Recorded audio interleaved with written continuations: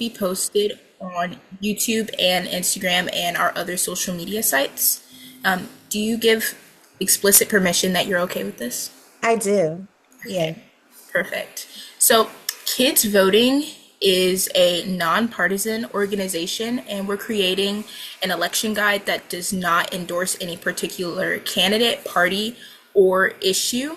Um, it's a program of Durham County Cooperative Extension that helps Durham's young people understand and believe in the power they have as active citizens and informed voters. So we've invited all candidates to interview and we'll make all video and written interviews publicly available. And our election guide is going to be created by youth for youth, and it will be used to help pre-K through grade 12 students to cast their Kids Voting Durham ballots, but it's often used by many adults as well. So you're going to have 2 minutes for each question, and Miss Carolyn will put a 10-second warning in the chat. If you want to redo or restart a question at any point, you're allowed to. So to keep in mind, just keep in mind that you will be talking to kids, so don't use any jargon and use clear and concise language. All right, and I will be asking each individual, and yeah, you'll have a little bit of time just to think before you have to answer the questions. So are you ready to get started? Yes. All right, so the first question I have for you is what experience, especially with youth, prepares you for a role as a school board member? As a Durham native, I spent the majority of my life connected to Durham Public Schools. I'm a graduate of Durham Public Schools. I graduated from Jordan High School in 1991. I am a parent of Durham Public School graduates. I am a former Durham Public Schools substitute teacher. I'm the former vice president of the Parent Teacher Association for a Durham Public School, and I'm the granddaughter of a Durham Public School cafeteria worker. DPS is in my heart, and that is one of the many reasons I am a candidate for the Department of Education District 1. As a mom, I wore my DPS bus driver hat to drive my child to school when the DPS bus was delayed. As a mom, I wore my DPS teacher hat to help my children with their homework. As a mom, I wore my DPS principal hat when I was a chaperone on field trips with my children. As a mom, I wore my DPS cafeteria worker hat when I prepared lunches as snacks for my children. As a mom, I advocated for my children with the DPS board and volunteered in my children's classrooms.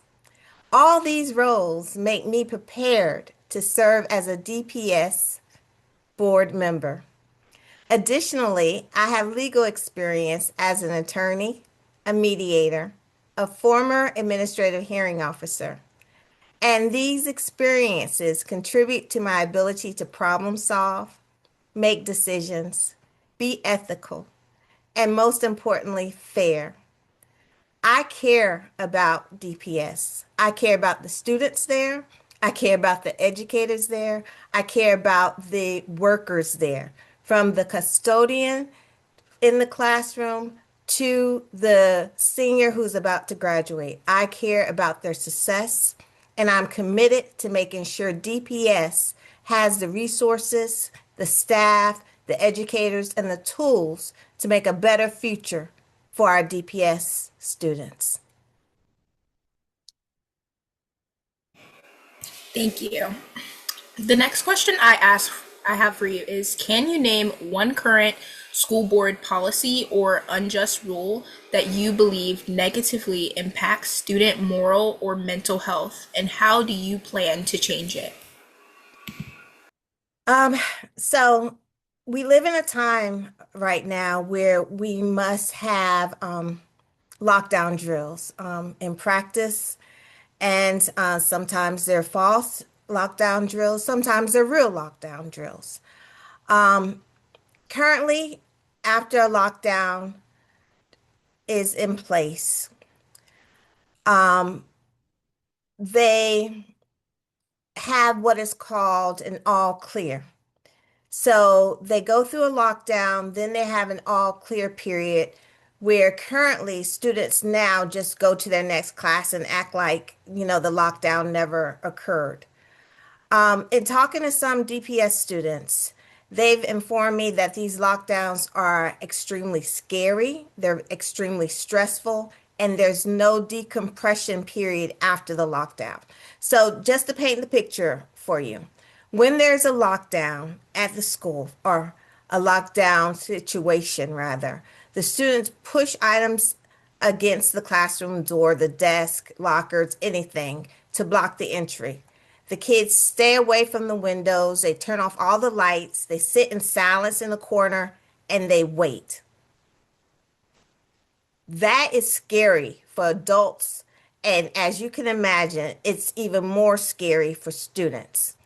If elected, I will ensure a decompression period takes place in which the students are allowed to process what just occurred during that lockdown situation. And during this decompression period, the students are going to be allowed to journal, talk in groups with peers, talk to a counselor, participate in music therapy, participate in art therapy, or do whatever they need to do in that period of time after the lockdown to aid in their mental health. I prioritize a student's mental health, and I think that that decompression period is absolutely critical to mediate the stressful and scary situation that occurred in a lockdown. Thank you. The next question I have for you is how will you ensure students graduate prepared for what comes next? I believe that Durham Public School high schools should explore multiple postgraduate pathways for the students. These postgraduate pathways should include four-year colleges, two-year colleges, technical certifications, and career employment. My children graduated from the School for Creative Studies, and there their guidance counselor facilitated career and college fairs where the students learned about different career opportunities. They talked with employers. They learned about universities and community colleges. They even had scholarship fairs. Collectively, all of these items help to ensure a better and promising future for DPS students. And I would like to see this implemented with other DPS high schools. I support expanding career and technical education. I support strengthening DPS partnerships with Durham Technical Community College. I support creating a dual enrollment opportunity for students where not only can they receive college credit, but they can also receive certification and job-ready skills.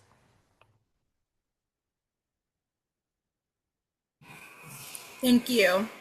The next question I have for you is why should students trust you to keep your word and how can students hold you accountable for your campaign promises? I'm a person of integrity and honesty. I value that. That's my core value.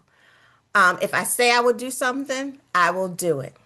Students can hold me accountable by watching the school board meetings. They could send me emails. They could send me text messages. They could speak with me at the school board meetings because I deeply care about Durham Public Schools.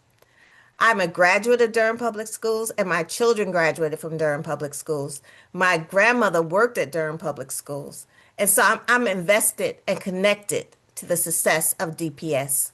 So I would welcome students, educators, staff, anyone who has ideas, suggestions, or comments, any ways that I can improve to let me know because it's all about uplifting Durham Public Schools and making it better. I admit I don't have all the answers. No one has all the answers. But collectively, as a community, when we all come together with ideas, brainstorming solutions, every one of us can improve DPS. Thank you. My final question I have for you today is what is one thing you wish people knew about the Durham School Board? So this school board, this school board serves the community. This school board serves the educators. This school board serves the students and staff. When the school board is not healthy, then it is up to the community to vote people on and off the school board to make it healthy. The power is with the people by voting on who they want to serve on this board. And once that selection is made, the people and the North Carolina Constitution should hold the school board accountable to educate students, to provide adequate resources, and to hire qualified teachers. So it is up to you. You have the power. And it is you who makes the decision, and it is you who decides and votes on the future of students in Durham County. Thank you so much for your participation in helping Kids Voting Durham create our youth election guide. And this is the chance if you would like to ask any questions. Well, I thank you for volunteering and for everything that you do. This is a wonderful opportunity. I am dedicated to DPS and I'm dedicated to DPS success, and it would truly be an honor to be able to be called your school board member. So thank you once again for this chance to present my ideas and my platform. And we hope that we'll have the election guide out in 2 weeks, about 2 weeks-ish, and we'll send you a copy. It will have your video profile, it will have your written profile, and some other things that we include, but we'll make sure that you get a link. And I think you probably got my message about the candidate forum, which we're looking forward to seeing people at. Yes, yes, I will be there. And Amanda will also be a moderator there. So, Wonderful. All right. Thank you very much. Thank you. You're welcome. Thank you. You guys enjoy the rest of your day. You as well. Take care. Bye-bye. Bye.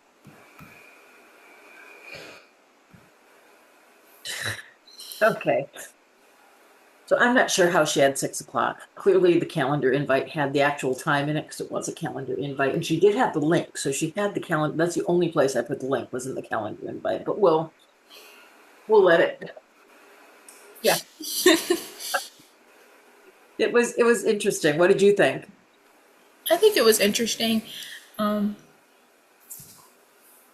Yeah, I was trying to make sure I was reading all the questions. I was looking, I was like, You did a great job. You did them all well. It's been interesting. We've only done 2 candidate interviews so far.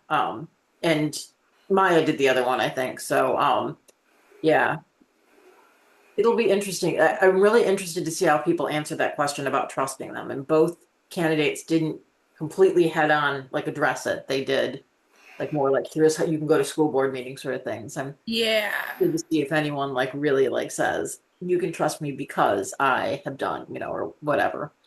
But we'll see. I think you guys asked some really great questions, though. I'm really enjoying listening to the answers. I'm excited to be able to watch all the other interviews.